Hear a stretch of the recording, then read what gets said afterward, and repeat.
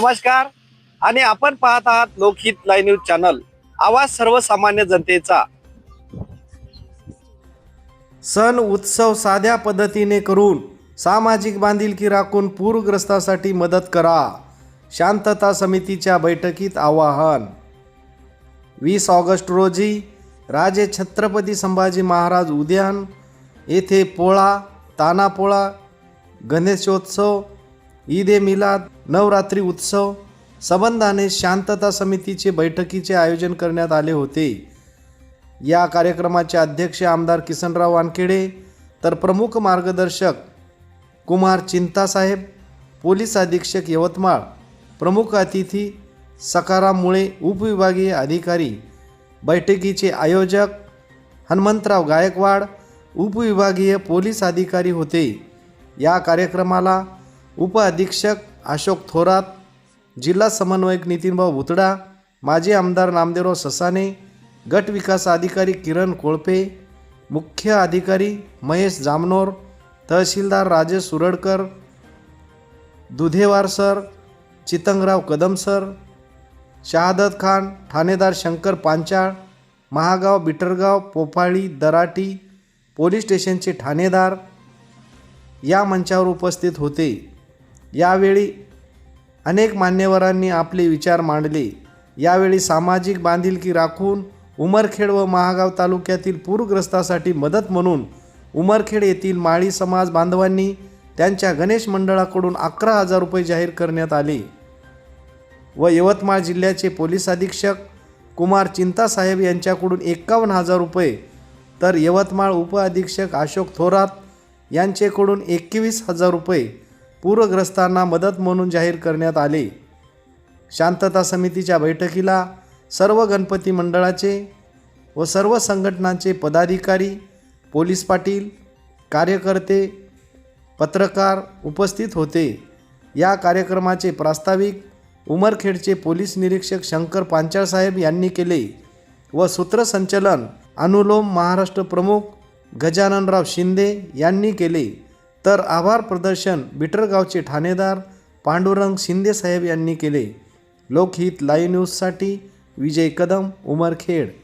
घेतला पाहिजे ताकि एक पण इश्यू, छोटा पण इश्यू झाला नाही पाहिजे। ऑलरेडी आपला पूरच्या मुळे परिस्थिती खूप वाईट आहे आणि हे पाऊस किती दिवस चालतात आता आपण हे बघितलं तर अजून मला 10-11 दिवस तो क्लिअरली दिसतात आपल्याला वेदर फोरकास्टिंग मध्ये।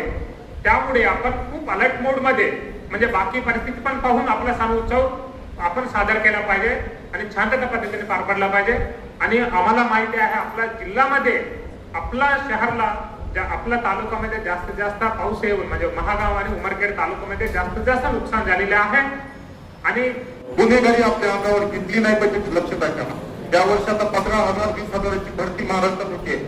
असे वेगवेगळे आपल्या जिल्ह्याचे माननीय पोलीस अधीक्षक कुमार चिंतासर, आपल्या मतदारसंघाचे लोकप्रिय आमदार साहेब सन्माननीय किसनराव वानखेडे, मागील 15 वर्षापासून बीजेपीचा यशस्वी घोडदौड चालू आहे असं उभरतं नेतृत्व आमचे बंधू आदरणीय नितीनभाऊ भुतडा की सुवर्णपथ जो आहे या सुवर्णपथवर सुद्धा मोठ्या प्रमाणावर खड्डे पडलेले आहे आणि आपल्या मिरवणुकीचा प्रमुख मार्ग हा आहे।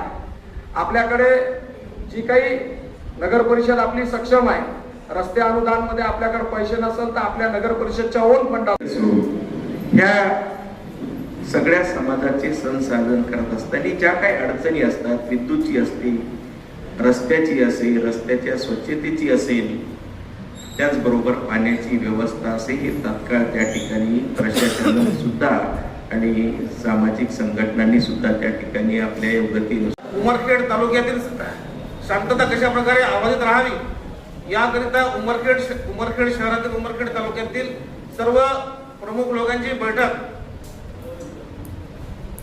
आणि या बैठकीच्या माध्यमातून उमरखेड जसा राम रहीम नगर आहे, इकडे पाटील नगर आहे, बोरबान आहे, असे शहरातले काही भाग आहेत तिथं।